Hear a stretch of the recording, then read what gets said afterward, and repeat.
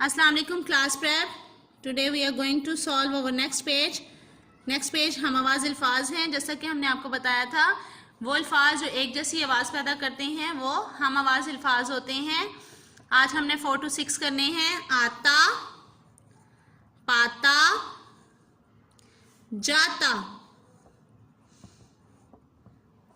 पाला, जाला, काला। Writing should be excellent. काफ, अलिफ और लाम अलिफ ला की जो होती है हाइट वो एक जितनी होनी चाहिए, ठीक है। जात, पात, बात, मात। ओके। हम आवाज अल्फाज क्या होते हैं जिनकी एंडिंग साउंड सेम होती है।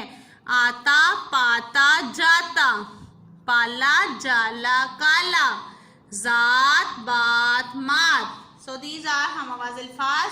तो आपने इनको लर्न करना है, प्रैक्टिस करनी है, मामा को सुनाना है और रफ कॉपीज पे लिखना भी है। ओके।